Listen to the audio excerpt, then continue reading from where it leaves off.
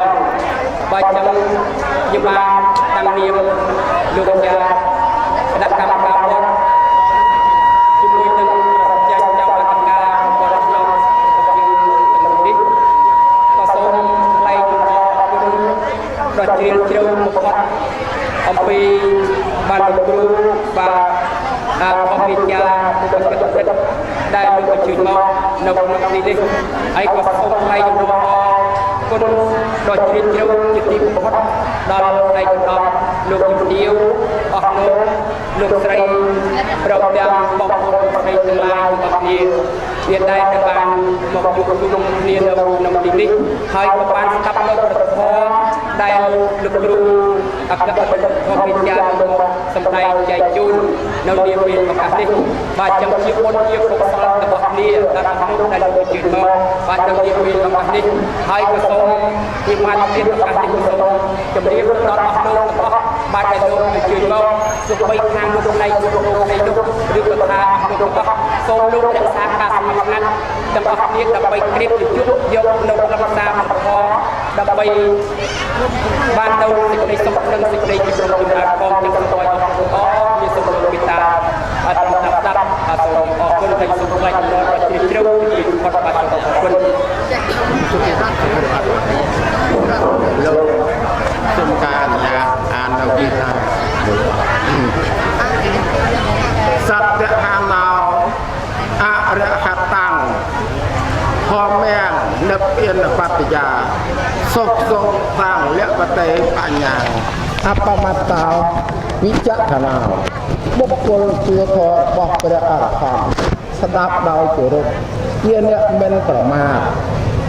មានបញ្ញាពិចារណារមែងបាននៅប្រាជ្ញាដើម្បីបានដល់និព្វាននិព្វានបញ្ញាជីវៈ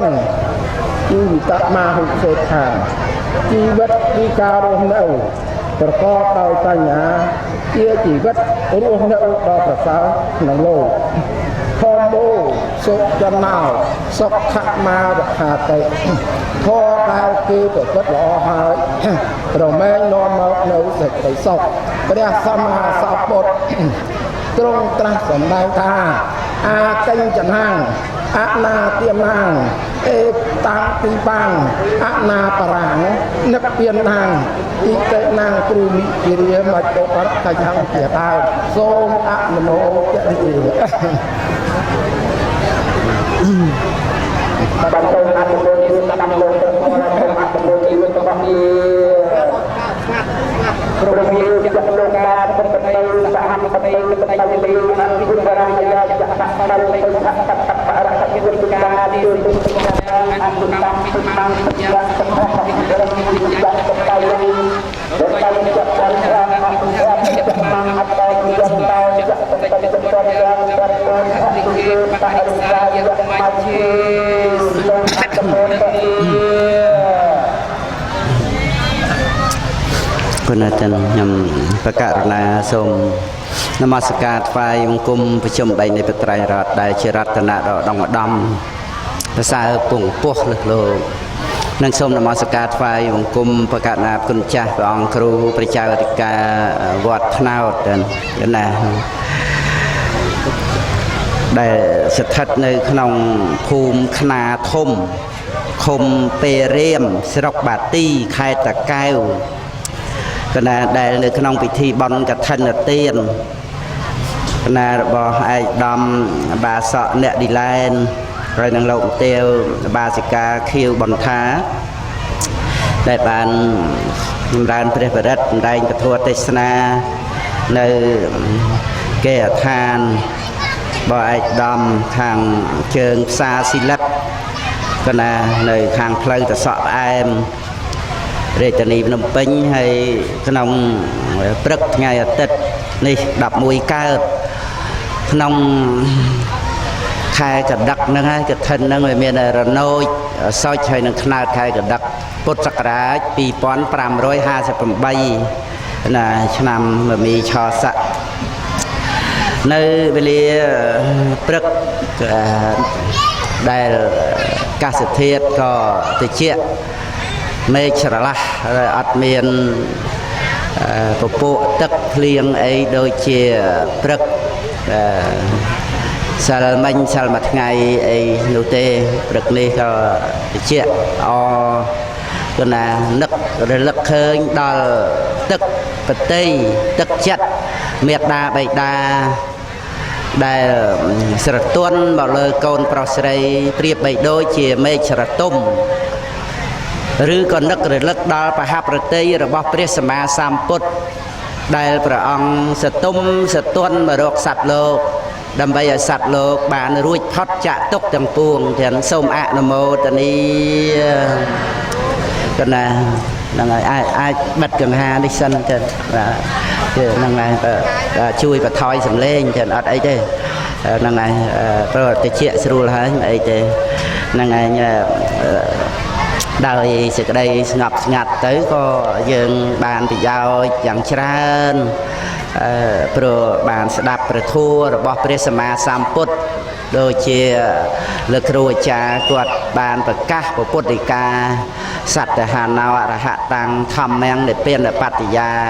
សោសោសੰលពតេបញ្ញាំអបមត្តោវិចក្ខណោនឹងឯងជាដើមចឹងនឹងសូមអនុញ្ញាតពីអង្គគ្រូព្រមទាំងកណាគុណចាស់ព្រះសង្ឃគ្រប់ព្រះអង្គទាំងដែលនិមន្តគង់ចាំប្រសានៅនាវត្តថ្នោតហើយនឹងប្រគុណចាស់ដែលនិមន្តអំពីរាជធានីភ្នំពេញជាប្រយោជន៍រួមក្នុងពិធីបុណ្យកឋិនទានដាក់ពធទេសនាហើយយើងសប្បាយរីករាយជ្រះថ្លានឹងបានដង្ហែកឋិនvềថ្វាយសង្ឃក្នុងព្រះវិហារទាំងក្នុងវេលាព្រឹកនេះប៉ុន្តែដើម្បីឲ្យបុណ្យកុសលរបស់យើងនៅពេលវេកឋិននឹងឯងបានសម្រេចទៅជាមហាកុសលញាណសម្បយុត្ត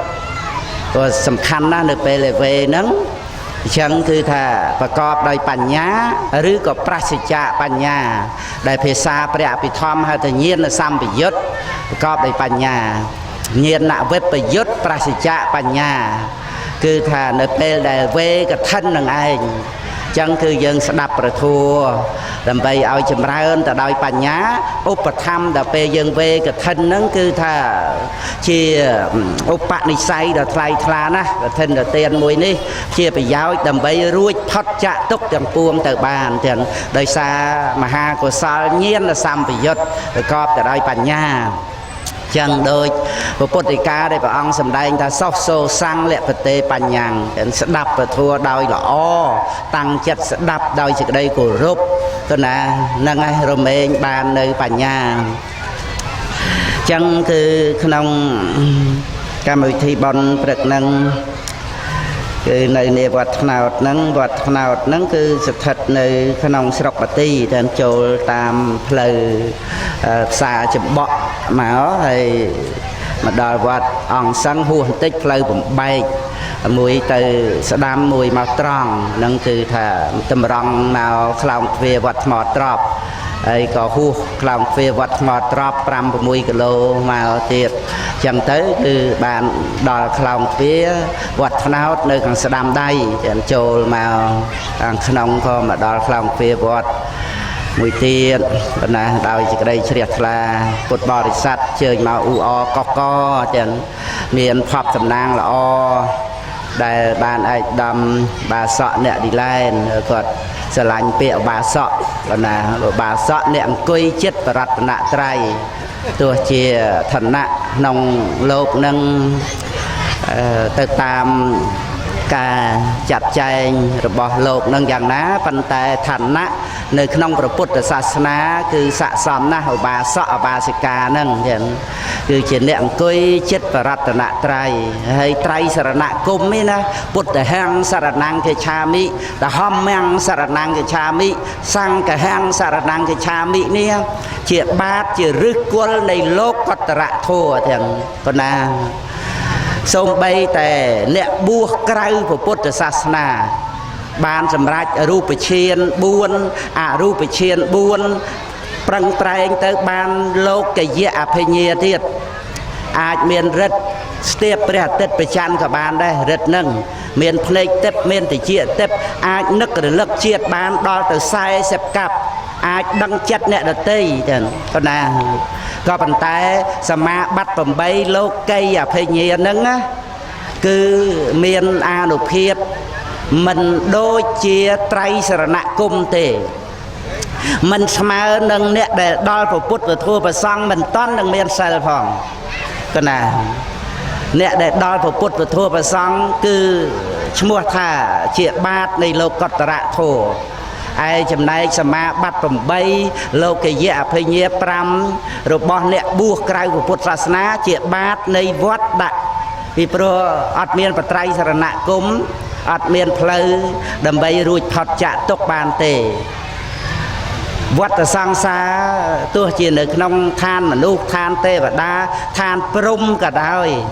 ក៏ប៉ុន្តែគឺជាទុក្ខដោយសារថាសភាវៈធម៌មិនទៀងគឺជាទុក្ខទោះជាអសញ្ញសត្វតាព្រំមានតែរូបអត់មាននាមក៏នៅតែជាទុក្ខអត់មានចាំបាច់ថាតើតែសោយអារម្មណ៍នឹងជាទុក្ខអីបានឈ្មោះថាមានទុក្ខទេមិនចាំបាច់តើតែទុក្ខវេទនាទេសុខវេទនានឹងក៏មិនទៀងជាទុក្ខឲ្យតែកើតគឺអ្វីដែលកើតឡើងមិនទៀងជាទុក្ខទាំងអស់ហើយអត់មែនជាសត្វបុគ្គលណាទេណាកើតទៅនឹងគឺថាឯងទេឥតប្រយោជន៍ទេវាមិនមែនយើងដដែលប៉ុន្តែនេះគឺជាតំណនៃសង្ខារធัวដែលមិនទៀងជាទុក្ខមិនរួចផុតចាកជាតិជារាមរណៈឡើយចឹងមិនថាកើតនឹងកើតនៅក្នុងរូបព្រំកើតនៅក្នុងអរូបព្រំអីទេកើតនៅណាក៏ជាទុក្ខពីព្រោះសភាវៈវាមិនទៀងជាទុក្ខព្រោះណាហើយវាមិនមែនយើងទេណាទោះជាសោយសុខរហូតដល់ទៅ84000មហាកັບនៅក្នុងនេវសញ្ញានាសញ្ញាយតនៈព្រំប៉ុន្តែវា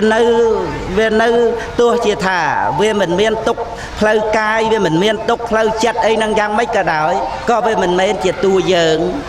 វាជាសង្ខារធัวមានបានប្រយោជន៍អីវាជាសង្ខារធัวសត្វចឹងទៅមិនគួរត្រេកអរមិនគួរត្រេកអរនៅក្នុងវត្តដាក់ទោះជាថាទេនៅក្នុងវត្តដាក់ក៏ដោយឲ្យតែបានសុខខ្លះជាមនុស្សជាទេវតាជាព្រំអីចឹងទៅអានឹងបើវាជាយើងchứបើវាអត់មែនជាយើងធัวដែលកើតអំពីបច្ច័យគឺជាសង្ខារធัวសត្វដូច្នេះវាឯងនេះវាជាសង្ខារធัวវាជាភារៈវាបានតែរវល់ប្រកែប្រកាន់ហួងហែងខ្លួនយើងខ្លួនគេហ្នឹង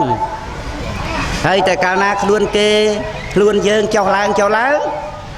គឺមិនរួចអំពីការធ្វើបាបទេដើម្បីយើងបានរស់ត្រូវសម្លាប់សត្វអីចឹងទៅដូចជានៅក្នុងពិភពមនុស្សយើងនឹងឯងយើងគេចុះឡើងមានការប្រជែងគ្នាយើងគេអញឯងចុះឡើងគឺប្រព្រឹត្តទៅដោយបញ្ចវេរីធ្លាក់ចុះទៅនៅក្នុងកាមគុណទាំងឡាយសភាពនៃចិត្តទាំងសតុត្តសង្សនិបណੰយដ្ឋកាមនិបាតនੰគឺថាចិត្តនឹងវាមានសភាពជ្រៅទៅក៏ណាមិនងាយនឹងឃើញបានទេហើយមានសភាពល្អិតមានប្រកដីធ្លាក់ចុះទៅនៅក្នុងកាមទាំងឡាយនៅសភាពនៃចិត្តហ្នឹងវាស្រាលតែលហុណូវាងាយប៉ើងណាស្រាលហ្នឹងវារអិលវាផ្លាតវាផ្លត់វាធ្លាក់ទៅនៅក្នុងកាមគុណទាំងឡាយវាធ្លាក់ចូលទៅនៅក្នុងចំណង់ណាចំណង់កាមតណ្ហាប្រែតែម៉េច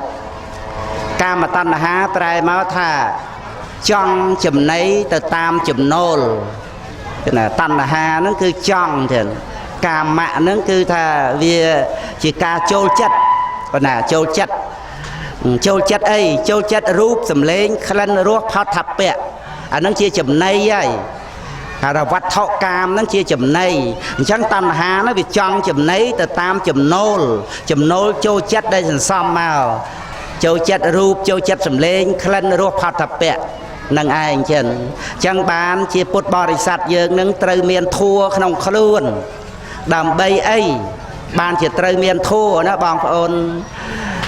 កូនចៅស្រីប្រុសទាំងអស់ជាទីគោរពជ្រះថ្លាយើងបានរាប់អានពុទ្ធសាសនាយើងរាប់អានគ្នា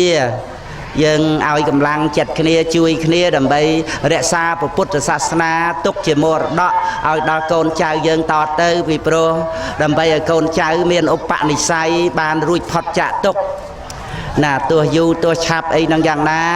ឲ្យបានដល់បរតនត្រ័យព្រោះពុទ្ធពធប្រសង្ឃនឹងគឺមានតម្លៃសំខាន់ណាស់ជាងសម្បត្តិស្ដេចចក្ររតនៈ7ប្រការជាងសម្បត្តិទេវលោកសម្បត្តិមនុស្សទេវតាណាស្មើដោយពុទ្ធរតនៈមិនមានស្មើដោយធម្មរតនៈមិនមានស្មើដោយសង្ឃរតនៈមិនមានឡើយអញ្ចឹងគឺថាយើងទុករតនៈទាំង3នេះឯងដើម្បីឲ្យបានកូនចៅយើងដែលមានឧបនិស្ស័យឲ្យបានដល់បរតនត្រ័យយើងមិនមានមាសប្រាក់លុយកាក់អីណាចែកចាយអីជាទូទៅក៏ប៉ុន្តែបរតនត្រ័យនឹងសំខាន់ជាងសម្បត្តិមនុស្សលោកសម្បត្តិទេវលោកដែលយើងខំនាំគ្នាថែរក្សាហ្នឹងណាដើម្បីជាទូទៅទុកដល់កូនចៅមនុស្សយើងតទៅទៀតនេះឲ្យមានឧបនិស្ស័យក្នុងបរតនត្រ័យដោយមេត្តាករុណារបស់យើងដើម្បីជួយឲ្យសព្វសត្វទាំងអស់នឹងឯងបានមានទីពឹងណាឲ្យកូនចៅរបស់យើងតទៅនឹងឯងកុំឲ្យចេះតែវង្វេងវិលវល់នៅក្នុងវដ្តសង្សារ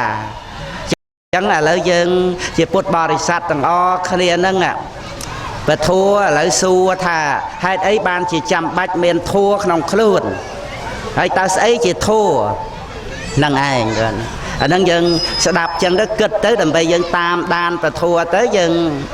មិនរវើរវាយចឹងព្រោះយើងស្ដាប់ចាំបាច់ទី1គឺថា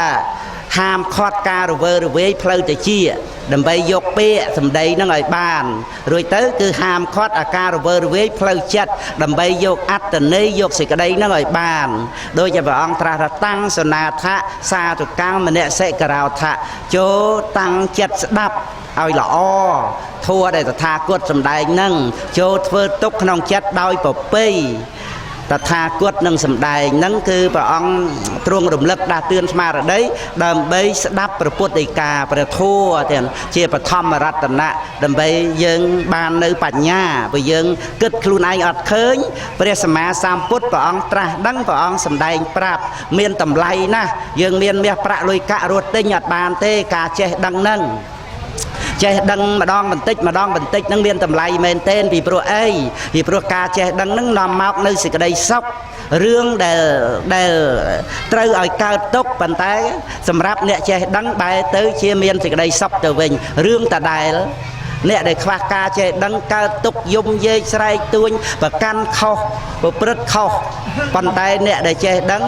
មានការយល់ត្រូវធ្វើត្រូវនិយាយត្រូវមានសេចក្តីសុខអាហ្នឹងហើយមើលទៀតដោយសារអីដោយសារការចេះដឹង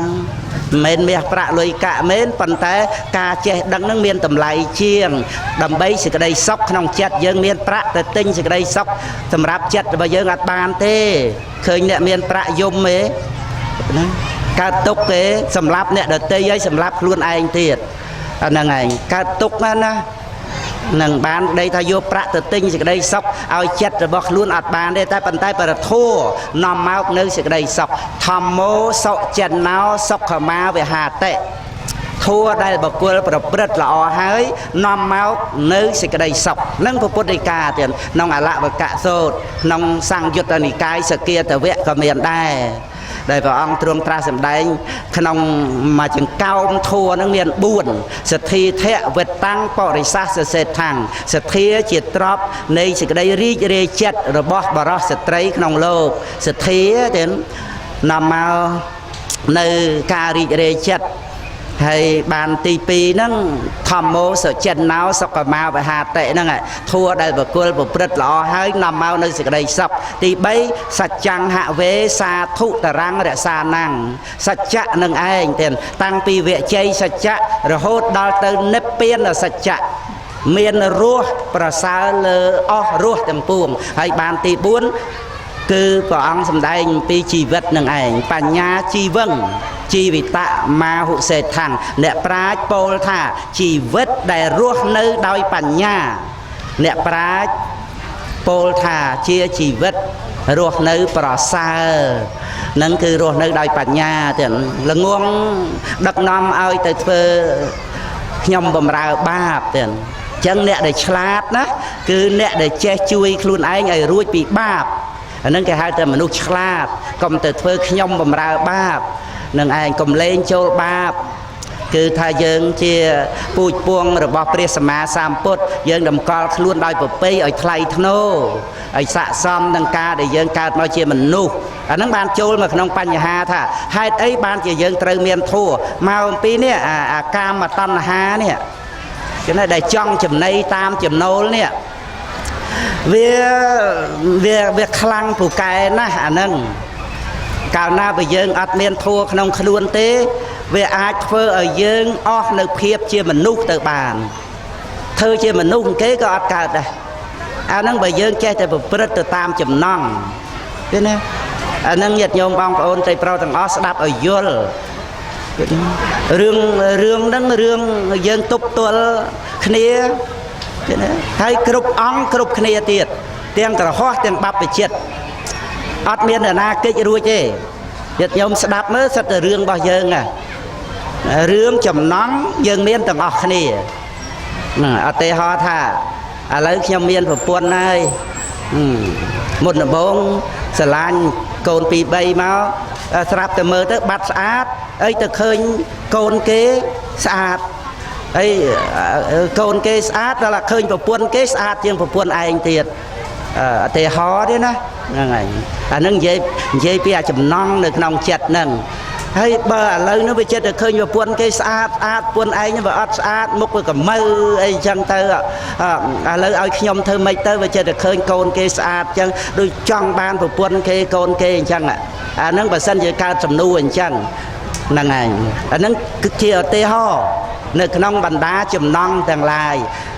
ដែលវាអាចធ្វើឲ្យយើងធ្លាក់ចុះពីភាពជាមនុស្សដ៏ថ្លៃថ្នូរហ្នឹងទៅស្មើនឹងសត្វក៏បានដែរអាហ្នឹងឯចំណង់ហ្នឹងហើយយើងមិនប្រយ័ត្នជាមួយវាមិនបានមើលវាចំណង់វាចង់ហើយវាចង់គ្រប់តែគ្នាហ្នឹងរឿងចង់ហ្នឹងមិនមែនតែបាសកបាសិកាយើងមិនមែនតែកុហកទេប្រសងក៏លោកចង់ដែរបន្តទៅណោះព្រះអរិយបុគ្គលព្រះអនាគាមីបុគ្គលអីចឹងទៅឬក៏ព្រះសោតាបានទៅដែលលោកមិនមាននៅ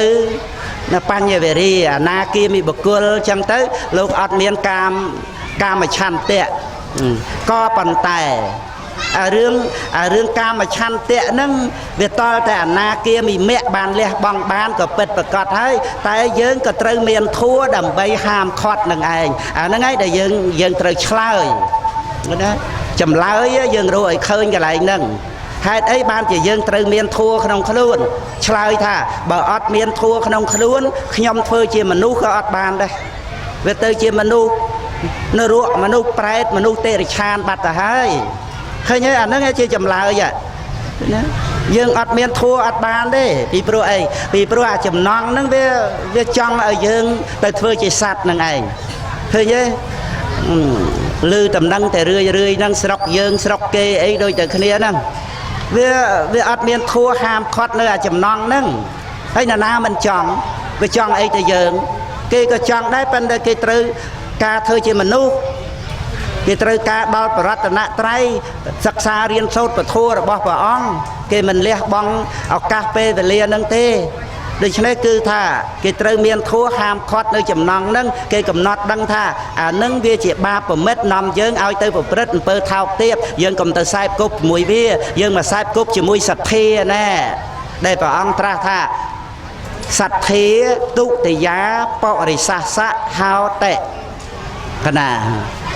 ហ្នឹងហើយញាតិញោមចាំតាសទ្ធា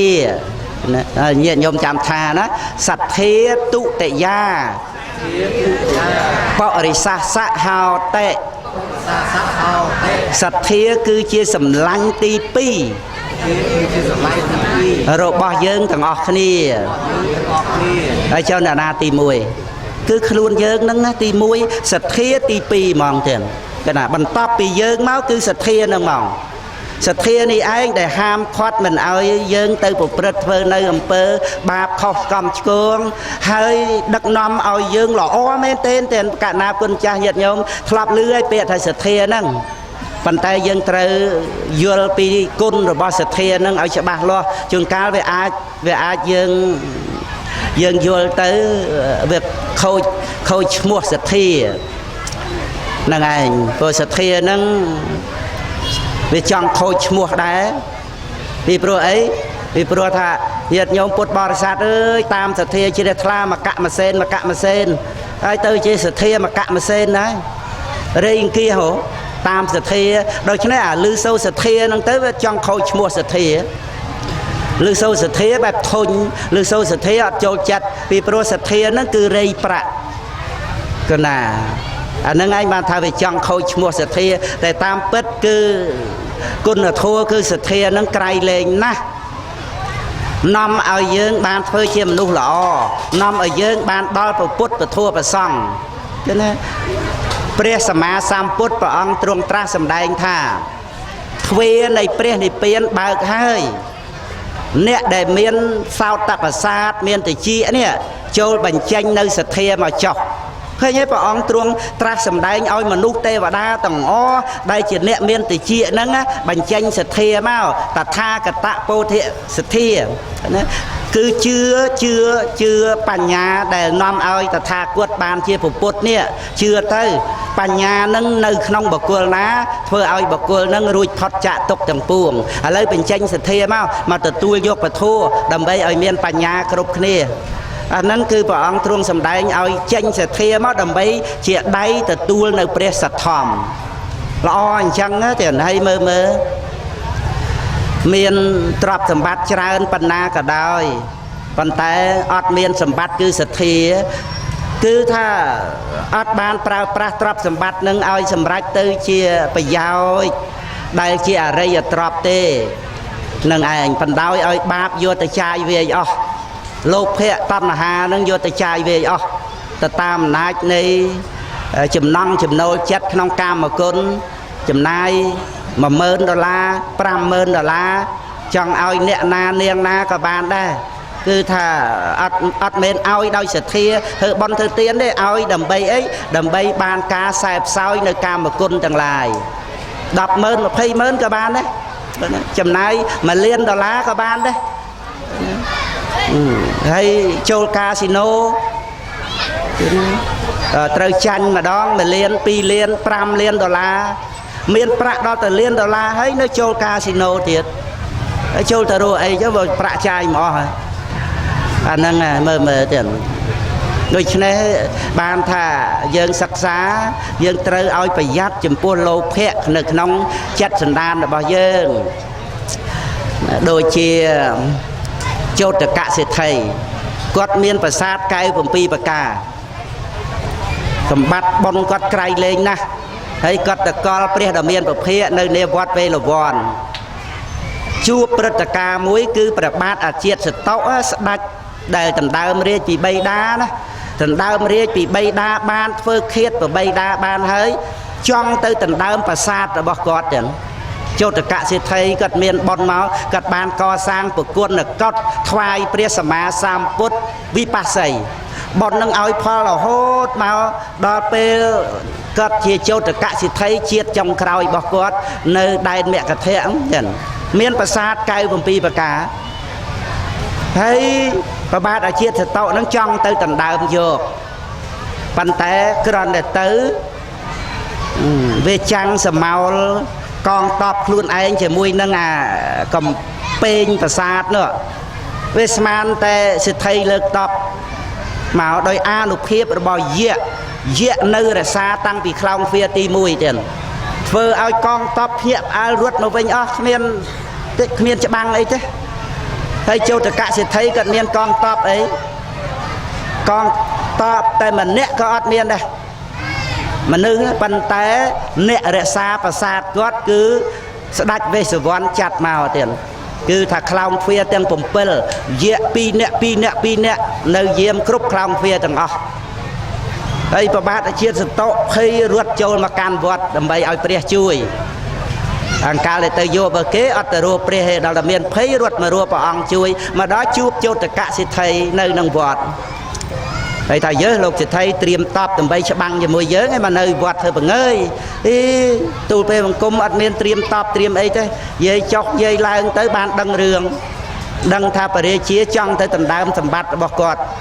នឹកសង្វេគទៀតដល់បានហើយសង្វេគសង្វេគត្រង់ថាអូជាបរិជាអីចង់បានសម្បត្តិរបស់វិជារះទៀតចៅយើងវិជារះនៅក្នុងនគរវាដូចជាសម្បត្តិព្រះអង្គអញ្ចឹង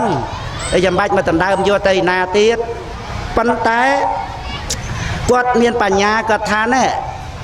លោភៈបែបព្រះរាជានេះណាក៏មាននៅក្នុងអាត្មាអញដែរគ្រាន់តែឥឡូវនេះអាត្មាអញសង្កត់ដោយយកថ្មសង្កត់អញ្ចឹងតែឫសគល់របស់វានៅមានទេយើងមិនអាចបណ្ដែតបណ្ដោយបានទេតែទុកឱកាសឲ្យវាងើបឡើងពេលណាវារុញយើងធ្លាក់នរកអបាយភូមិនឹងឯងមានសេចក្តីសង្វេគនិងលោភៈរបស់ព្រះរាជាសូមព្រះអង្គបួសអត់មានត្រឡប់មកកាន់ផ្ទះវិញទេទៅនឹងទៅដោយការកល់ព្រះអង្គទេតើអត់មានគិតដើម្បីទៅរកបួសទេក៏ប៉ុន្តែដល់ទៅសង្វេគចំពោះលោភៈរបស់ព្រះរាជាសូមព្រះអង្គបួសអត់មានជាប់ជំពាក់អីត្រឡប់មកលាអ្នកណាអីទាំងអស់គឺថាបួសហើយចាំបាច់ខ្វាយខ្វល់អីទៀតចោលតែទាំងអស់ហ្មងទៅគឺចាំបាច់ត្រូវការអីទៀតសម្រាប់អត្តភាពនិងបញ្ញខណ្ឌនឹងតែបួសហើយបិណ្ឌបាតឆាន់បានហើយចាំបាច់ទៅរកវិមានប្រាសាទអីទៀតធ្វើម៉េចឲ្យវាអស់លោភៈទោសៈមោហៈក្នុងចិត្តសន្តានដល់ទៅពេលព្រះអង្គឲ្យបួសទៅ 2-3 ថ្ងៃសម្រាប់ព្រះរហ័តទៅចោតកៈជាថៃនឹងទៅជាចោតកៈថេរៈជាព្រះអរហន្តមួយអង្គទៅដោយអត់ចាំបាច់មានអីបានអីពីក្នុងលោកនេះទាំងអស់នឹងដោយសេចក្តីសង្វេគចំពោះលោភៈនឹងបានថាយើងឃើញលោភៈរបស់មនុស្សយើងយ៉ាងណាយើងកុំខ្នន់ខ្នាញ់កុំមើលងាយមើលថោកប៉ុន្តែយើងសិក្សាគ្រាន់តែយើងពិចារណាដើម្បីមកសង្វេគចំពោះលោភៈដែលវានៅក្នុងចិត្តសន្តានរបស់យើងកុំបណ្ដែតបណ្ដោយជាជាងឥឡូវហ្នឹងមានព្រះសម្មាសម្ពុទ្ធដូចជាគ្រូពេទ្យដែលអាចកម្ចាត់បងរោគក្នុងចិត្តសន្តានរបស់យើងហ្នឹងឲ្យជាដាច់ទៅបានតែកាលណាអត់ពីព្រះសម្មាសម្ពុទ្ធទៅគឺមិនអាចកម្ចាត់បងរោគពីចិត្តសន្តានរបស់យើងហ្នឹងបានទេចឹងគឺថាយើងជាជាងបានមកជួបនឹងព្រះសម្មាសម្ពុទ្ធដែលព្រះអង្គមានព្រះសទ្ធំជាឱសថដ៏ស័ក្តិសិទ្ធិដែលអាចនឹងកម្ចាត់រោគនៅក្នុងចិត្តសន្តានរបស់យើងបានអញ្ចឹងយើងត្រូវតែមិនប្រមាទគឺថាប្រើប្រាស់ពេលវេលាឲ្យច្រើនដើម្បីបដិបត្តិតាមព្រះអង្គដឹកនាំយ៉ាងណាធ្វើយ៉ាងហ្នឹងទាំងតាមផ្លូវធម៌ទាំងតាមផ្លូវព្រះវិន័យគឺថាដើម្បីនឹងលះបង់អនុស័យកិលេសនៅក្នុងចិត្តសន្តានទៅបានរួចផុតចាកទុក្ខទាំងពួងហ្នឹងដូច្នេះណាសទ្ធានេះណាគឺជាមិត្តសម្លាញ់របស់យើងមានសទ្ធានឹងឯងដើម្បី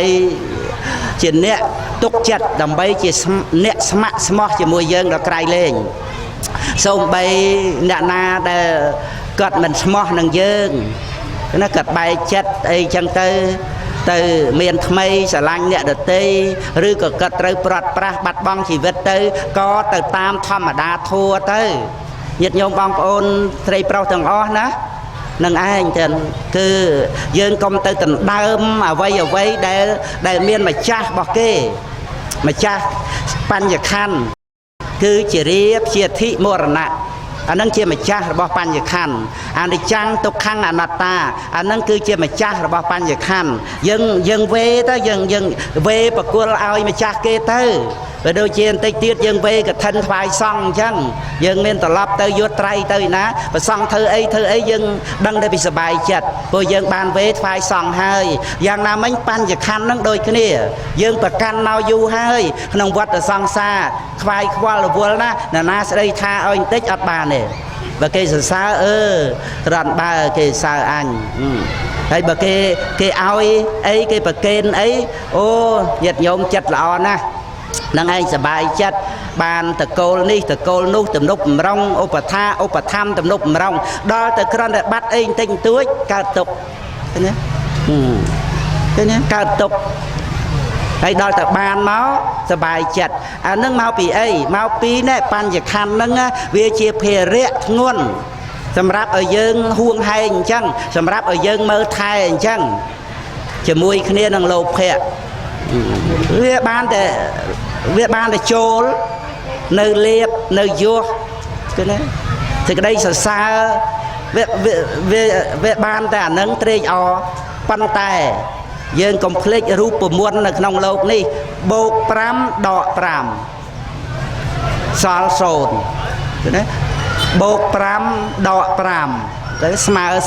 0អានឹងចង់និយាយពីខណ្ឌ5ទៀតកើតមានអាបូកហ្នឹងគឺកើត5វិនិច្ឆ័យ5ដូច្នេះយើងចេះអនឹងបានហើយទៅកើតទុកហ្នឹងអាបាត់បង់អានឹងជាការខ្វះខាតនៅចំណេះដឹងរបស់យើងរបស់ក្នុងโลกត្រូវដឹងថាអ្វីដែលកើតមក10ត្រូវរលត់10អត់មានទុក2 3អីទេណាកើត20រលត់20កុំសង្ឃឹមថានៅសល់ខ្លះអីហ្នឹងតើតែយើងអប់រំចិត្តចម្រើនបញ្ញាប្រគល់ឲ្យសេចក្តីវិន័យទាំងអស់ទៅកើត10ប្រគល់ឲ្យទាំង10កើត20ប្រគល់ឲ្យទាំង20បានយើងអត់កើតទុកទីបំផុតគឺថាវាមានចាំបាច់អីកើតទុកបើសូម្បីតែបញ្ញខណ្ឌហ្នឹងក៏យើងប្រគល់ឲ្យជារៀបជាធិមរណៈដែរហ្នឹងហើយយើងត្រូវការយកអីមកឲ្យអ្នកណាទៀតបើអត់មានបញ្ញខណ្ឌផងហ្នឹងយកមកឲ្យអ្នកណាទៀតបើបញ្ញខណ្ឌយើងប្រគល់ឲ្យលោកនេះទៅហើយហ្នឹងនេះឯងដែលព្រះអង្គសម្ដែងថាទីពឹងដល់ខ្សែមជាទីពឹងដល់ឧត្តមដែលប្រគល់រួចស្រឡះចាក់ទុកទាំងពួងព្រោះអាស្រ័យនៅទីពឹងហ្នឹងទីពឹងគឺត្រង់ការដែលមិនប្រកាន់នឹងឯងវាអត់កើតទុកចឹងបានថាញាតិញោមពុទ្ធបរិស័ទមើលរបស់ដែលយើងបាននឹងបានមកពីណាវាជារឿងអត្តភាពវាជារឿងក្នុងโลกហ្នឹងមាននរណាយកអីមកបានប៉ុន្តែដោយសារតែបានមកយើងខ្វះការគ្រប់គ្រងចិត្តយើងចិត្តតែចិត្តតែស្រឡាញ់ហ្នឹងដល់តែពេលបាត់ទៅយើងកើតទុកណាចូលមុននឹងបាននោះយើងមានកើតទុកឯណាអាមុននឹងបានវាអត់ដែរតើមុននឹងបានអត់ដែរតើប៉ុន្តែមិនក៏អត់កើតទុកដល់តែបានមកហើយបាត់ទៅវិញមិនក៏កើតទុកដូចជាយើងបានលៀបបានយោឋានៈបុណ្យស័ក្តិអីហ្នឹងស្រាប់តែអស់លៀបយោឋានៈបុណ្យស័ក្តិទៅតោមនោះកើតទុកគឺមកពីអីចាមុននឹងបានយើងមានកើតទុកឯណាដូច្នេះណាអ្វីដែលយើងបានហើយពេញចិត្តនេះណាមិនមែនមានតែរឿងល្អសម្រាប់យើងទេត្រូវប្រយ័ត្នអារបស់ដែលយើងត្រេកអរជាមួយហ្នឹងណាអានឹងឯងទៀតដែលធ្វើឲ្យយើងលំបាកមែនទែនលំបាកក្នុងការគ្រប់គ្រងហួងហែងរហូតដល់តែយើងហ៊ានសម្លាប់គេដើម្បីហួងហែងរបស់ដែលយើងបានហ្នឹងអញ្ចឹងអារបស់ដែលយើងបានមកហ្នឹងយើងមើលទៀតដែលបណ្ដាលឲ្យយើងហ៊ានសម្លាប់សត្វហ៊ានប្រព្រឹត្តនៅក្នុងបញ្ញវេរានេះអាហ្នឹងមិនគួរឲ្យយើងត្រេកអររីករាយទៅទេតែបើយើងបានសទ្ធាវិញសទ្ធានាំឲ្យយើងកាន់សិលសទ្ធានាំឲ្យចូលកាន់ភ្នោះបួសជាបព្វជិតសទ្ធានាំឲ្យមានសមថៈនាំឲ្យមានវិបស្សនានាំឲ្យបានដល់នៅបរតនត្រ័យជារតនៈដ៏ឧត្តមលើសលោកអត់មានសទ្ធាប្រាក់500រៀលក៏មិនឲ្យទានដែរហ្នឹងហើយសុខចិត្តចំណាយចោលទៅក្នុងកាមគុណរាប់ម៉ឺនទៀតគ្រាន់តែដើម្បីមើលរូបរាប់ម៉ឺនដុល្លារគ្រាន់តែដើម្បីស្ដាប់សំឡេងរាប់ម៉ឺនដុល្លារគ្រាន់តែដើម្បីហិតក្លិនរាប់ម៉ឺនដុល្លារដើម្បីបានរសឆ្ងាញ់ត្រូវចិត្តរាប់ម៉ឺនដុល្លារដើម្បីផោតថពៈក្តៅស្រួលត្រជាក់ស្រួលរឹងស្រួលទន់ស្រួលរាប់ម៉ឺនដុល្លារគ្រាន់តែដើម្បីបានការសប្បាយចិត្តក្នុងការនឹកគិតរាប់ម៉ឺនដុល្លារវាទៅជាម៉ឺនដងហើយគណាអានឹងឯងត្រូវចំណាយទៅមួយជីវិតទៀតហត់នឿយមែនទែនដើម្បីអីដើម្បីការដែលបាននៅរបស់ដែលមិនអាចជាទីពឹងបានចឹងសទ្ធាណានាំឲ្យយើងបានស្ដាប់ព្រះធម៌ទៀតធ្វើឲ្យយើងបានកំណត់ដឹងថាអាការដែលយើងរវល់ជាមួយនឹងអត្តភាពមួយអត្តភាពហ្នឹងឯងទេទៀតនឹងឯងរវល់ឯងដោយការតែប្រកាន់ហួងហែងនឹងបើមិនមានអត្តភាពនឹងកើតមកបើមិនមានបច្ច័យតតែងឲ្យកើតទេទៅជាព្រះនិព្វានដែលជាបរមសុខដូច្នេះសេចក្តីនៃពធយើងប្រម៉ែប្រមូលមកវិញទៀត គឺថាចាប់ផ្ដើមឡើងគឺប្រកាសអំពីការដែលយើងដល់ព្រះរតនត្រ័យដែលបានទៅជាអាយឧត្តមបាសកលោកជំទាវបាសិកាហ្នឹងក៏ណាបាសកអ្នកឌីឡែនបាសិកាខៀវបន្តានឹងឯងសិក្សាពធរៀនពធមកយូរហើយណានឹងឯងហើយក៏នៅមានសទ្ធានឹងឯងរក្សាការប្រព្រឹត្តល្អរាប់អានទំនុកបំរុងព្រះពុទ្ធសាសនាហើយសភាពនៃសទ្ធានឹងធ្វើឲ្យចិត្តនឹងទន់ភ្លន់ទៅទាំងគោរពព្រះពុទ្ធគោរពព្រះធម៌គោរពព្រះសង្ឃអត់មានប្រកែប្រកាន់អីទៅនៅក្នុងអត្តភាពនឹងឲ្យមានអ្នករឹងរូសមើលងាយអ្នកដតីអីទៅទេទាំងសទ្ធានឹងគឺថាប្រៀបបីដូចជាទឹកដែលធ្វើចិត្តនឹងឲ្យទន់បាលីហៅថាសទ្ធាសេនេហៈសេនេហៈនឹងយើងថាស្នេហាក៏បានសេនេហៈហ្នឹងសស្អេនួស្អេហហ្នឹងហ្នឹងឯងក៏ប៉ុន្តែនៅក្នុងទីនេះសទ្ធាហ្នឹងគឺជាសភាវៈមួយដែលបន្ទន់ចិត្តឲ្យទន់ហើយពួតឲ្យត្រង់ដោយអំណាចនៃសមថៈនិងវិបស្សនាគឺហ្នឹងហើយគឺថាវិរិយៈហ្នឹងដូចជាការរោលភ្លើងអញ្ចឹងហ្នឹងឯងឲ្យរឹងរិតទៅទន់ទៅក្នុងកូនឈើហ្នឹងហើយពួតទៅឲ្យត្រង់បាញ់ឲ្យត្រូវអីត្រូវអវិជ្ជាបំបែកហ្វូងខ្មាំងហ្នឹងឯងសទ្ធាហ្នឹងល្អណាស់ប្រកាសណាពុនចាស់ញាតិញោមពិនិត្យមើលដោយអំណាចការដែលពុទ្ធបរិស័ទយើងបានមករាប់អានបរតនត្រ័យនេះគិតមើលថាអ្នកដែលអត់មានសទ្ធាហ្នឹងកំសត់មែនទែនទាំងរស់នៅក្នុងលោកកំសត់មែនទែនគឺថាអ្វីគឺមានតែរវល់ហើយនឹងប្រព្រឹត្តទៅដោយសភាពក្រីក្រលំបាកទៅមែនទែនទាំងពីព្រោះតែកាលណាអត់មានសទ្ធាហើយវាអត់មានប្រព្រឹត្តទៅជាការសន្សំពូជមានបានអីនៅក្នុងចិត្តសន្តានទេទានអត់សិលអត់ចម្ពាក់បំណុលគេចម្ពាក់បំណុលជីវិតគេអានឹងបើទៅសម្រាប់សត្វចម្ពាក់ទ្រព្យសម្បត្តិគេបោកប្រាស់លួចប្លន់កេងប្រវាញ់រឹបអូសរឹបជន់គឺថាចម្ពាក់បំណុលគេមែនទែនលហេមលហាមមែនទែនណាក្នុងចិត្តហ្នឹងទេបើមិនលហេមលហាមទៅយករបស់គេធ្វើអីក្រដល់ថ្នាក់ដែលទៅដណ្ដើមរបស់គេណាអាហ្នឹងឯងមើលទៀតហើយខ្វះខាតកាមគុណខ្វះខាតសេចក្តីសុខក្នុងចិត្តសន្តានមែនទែនទៀតរហូតដល់ទៅលួចយកកម្មសិទ្ធិរបស់គេណាលួចយកកម្មសិទ្ធិរបស់គេជាកាមគុណដែលប្រព្រឹត្តទៅក្នុងកាមេសុមិច្ឆាចារគឺលហេមលហាមមែនទែនណាក្រមែនទែនណាបានទៅយករបស់គេហ្នឹងណាហ្នឹងហើយចឹងហើយពលពាកក៏អត់មានសច្ចៈគឺយកជាការមិនបានលេះលោះដោយពាក្យសម្ដីបំផ្លាញស្មារតីរបស់ខ្លួនឯងទៅទៀតណែមនុស្សយើងណាដែលអាចធ្វើជាមនុស្សបានដោយសារស្មារតីហ្នឹងញាតិញោមបងប្អូនប្រុសស្រីពិនិត្យមើលបាត់ស្មារតីភ្លឹបគឺស្រែកអាឡូអាឡាឥឡូវហ្នឹងឯងទៀតដើរតាមខ្នល់អត់ខោអាវក៏បានដែរអត់តែស្មារតីបន្តិចប៉ុណ្ណឹងអត់ដឹងខ្លួនថាជាស្អីទេឈួតទៅតែហ្មងទៀតណែមនុស្សយើងជានាក្រំដើរស្លៀកពាក់ស្អាតបាតមកបន់ហ្នឹងណាឲ្យជ្រាបថានឹងដោយសារស្មារតីហ្នឹងណាហើយស្មារតីហ្នឹងគឺយើងត្រូវថែរក្សាឲ្យមែនទែនកុំបរិភោគគ្រឿងសង្វឹងកុំសែបគ្រឿងញៀនកុំប្រព្រឹត្តកាមគុណជ្រុលជ្រោះទៅពីទៅពះវាធ្វើឲ្យបាត់បង់ស្មារតីយើងហ្នឹងគឺថាគ្មានអ្វីគួរឲ្យស្ដាយជាងបាត់បង់ស្មារតីទេបាត់បង់ស្មារតីគឺថាមានការប្រព្រឹត្តនៅអំពើទេរុនក្រៃលែងទៅណាស់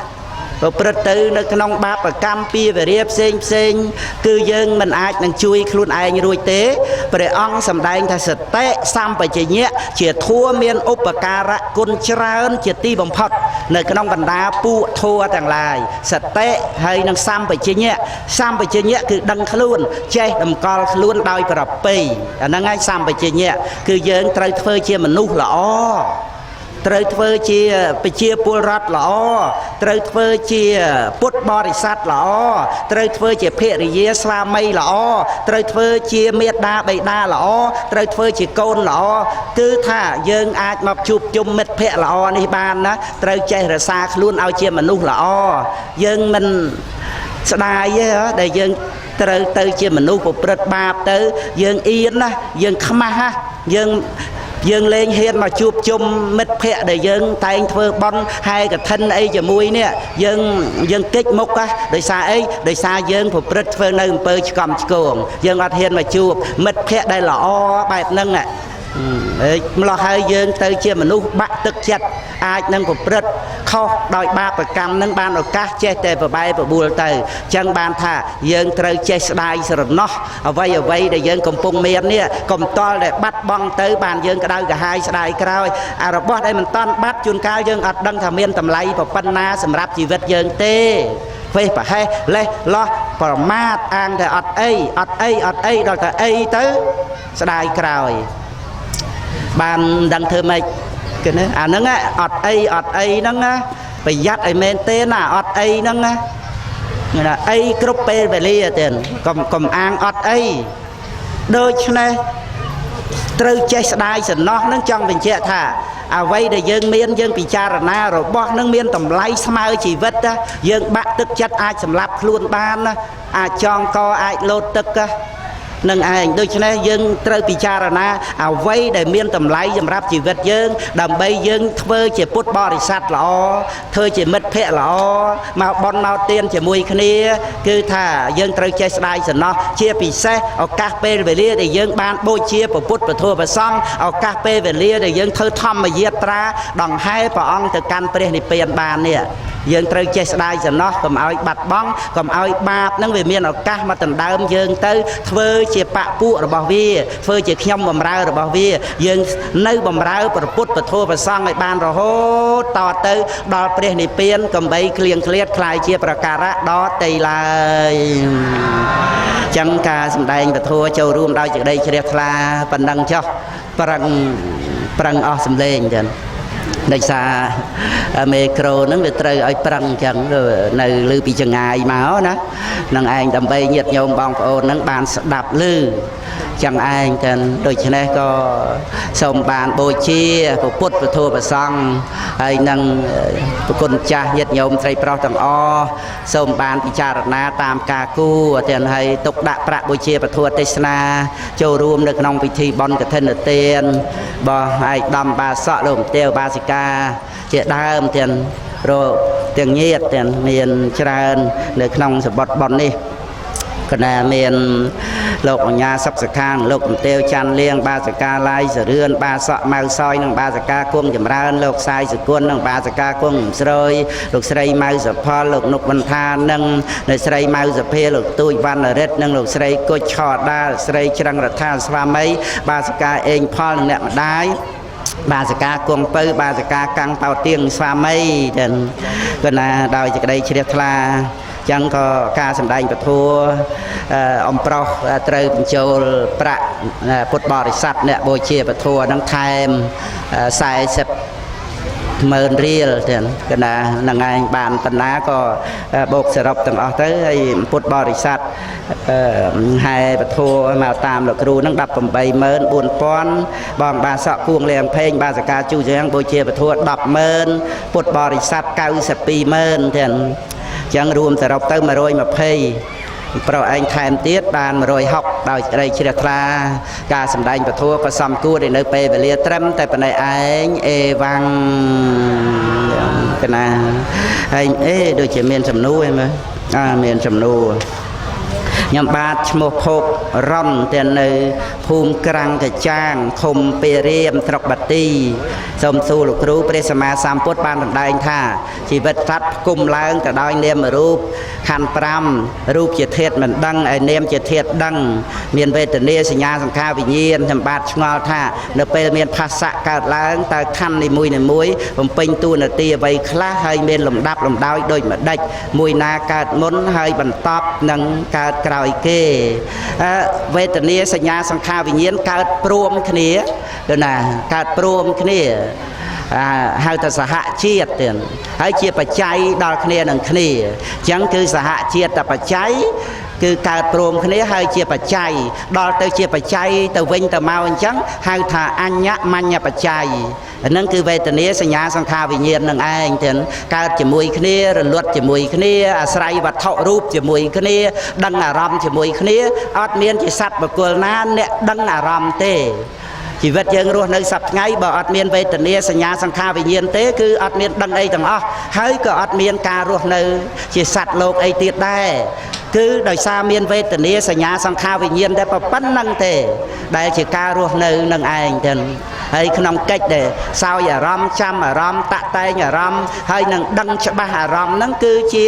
នាមខណ្ឌ4ហ្នឹងតែប៉ុណ្្នឹងទេអត់មានមនុស្សសត្វបុគ្គលអីដោយឡែកផ្សេងទៅទៀតទេហ្នឹងឯងហើយមាន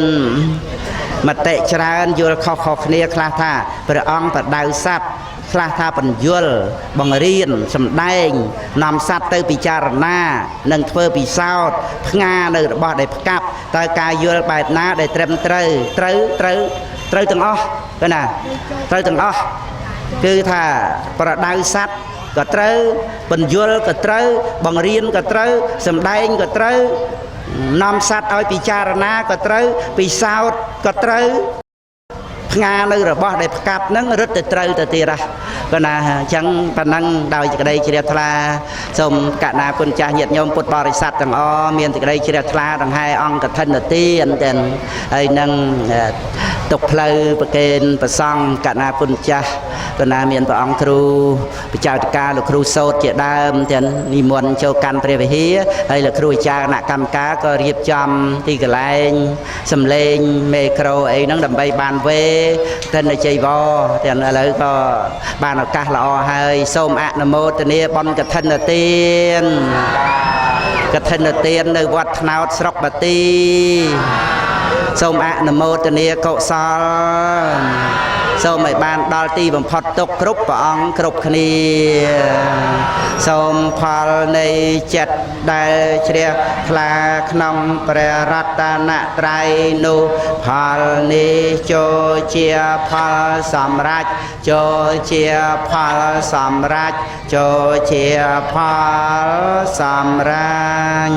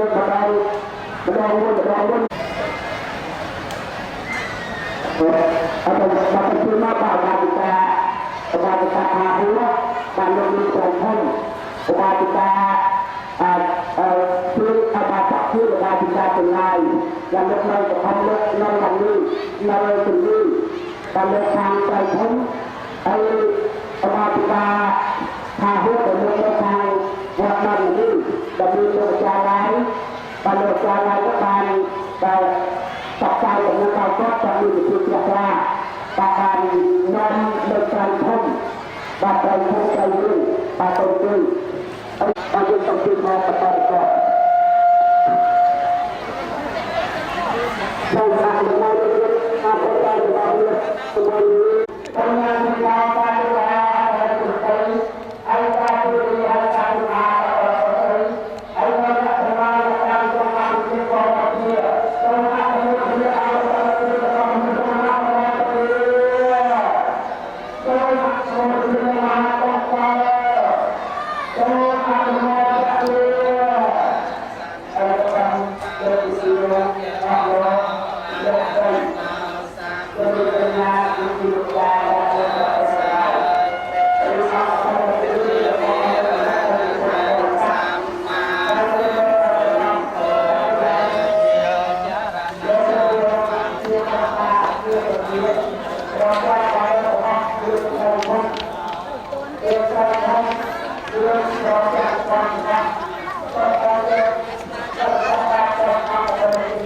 បានលើកយកនៅធនធានទឹកមានខ្លឹមសារធ្វើឲ្យជារបស់មានខ្លឹមសារឡើងតាមកំទុកក្នុងព្រះពុទ្ធសាសនាវាយប្រទេសដែលព្រះបរណាដែលគង់ចាក់នៅទីវត្តស្ដាប់នេះហាក់បីដូចជាសពុទ្ធតកាយភ័ព្វអត្តប្រសាទឯកអាកាសទៅវេហាដភិលីហើយក៏ធ្លាក់ចុះក្នុងកតាជំនុំសង្ឃជាសង្ឃទៅជាស្មោះមិនចំពោះព្រះករុណាអង្គណាមួយឡើយហើយជាដំលោកវិជាអន្តរមន្ត្រីដែលមានបញ្ញាបងប្អូនប្រុសស្រីទាំងឡាយដែលចង់យកស្ដីគុណ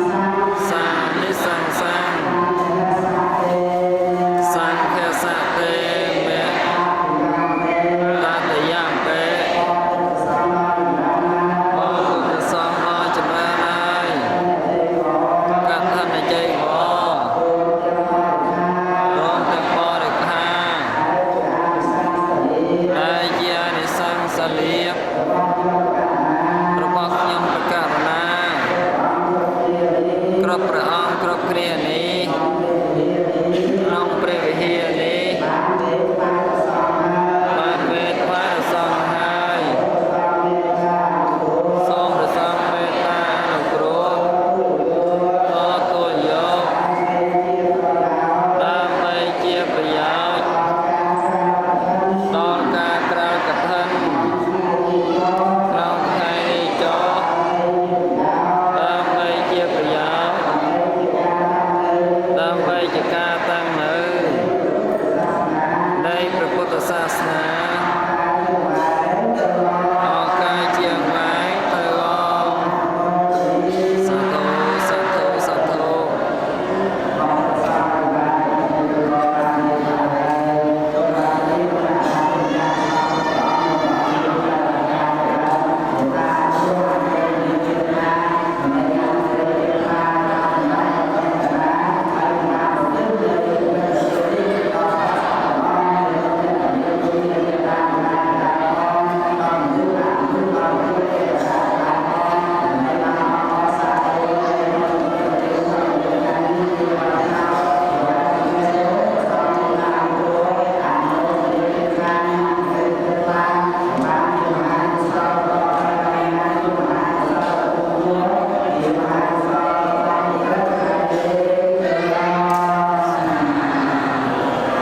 សម្ដែងពធនៅវត្តថ្នោតស្រុកបាទីខេត្តតាកែវហើយឥឡូវនេះលោកគ្រូអញ្ជើញមកទទួលទានបាយរួមដោយសិស្សានុសិស្សពុទ្ធបរិស័ទដង្ហែពធនៅក្នុងទន្លេបាទីនៅខេត្តតាកែវនេះតែម្ដងសូមពុទ្ធបរិស័ទស្រីប្រុសទាំងអស់ទាំងក្នុងនិងក្រៅប្រទេសជ្រះថ្លានិងអនុមោទនានៅដំណើរធម្មយាត្រាសម្ដែងពធតាមបុណ្យកឋិននានារបស់លោកគ្រូអគ្គបណ្ឌិតបដំសពរស់ជាទីគោរពស្រឡាញ់ បើគូននឹងមានកលៀត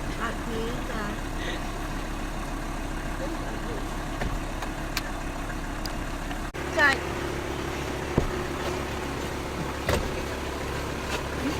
បងស្លាញ់នោះមកស្លាញ់មកទៅទៀវលោកចាច់នោះហ្នឹងចុះតែពីមកហ្នឹងមកបានណាកំប៉ុងហ្នឹងមកយកឯង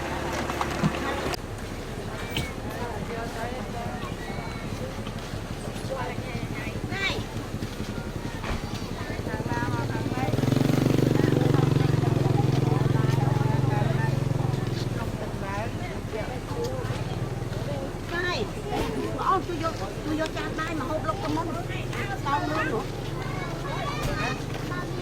មកបាត់ចាសំបើកនេះមួយ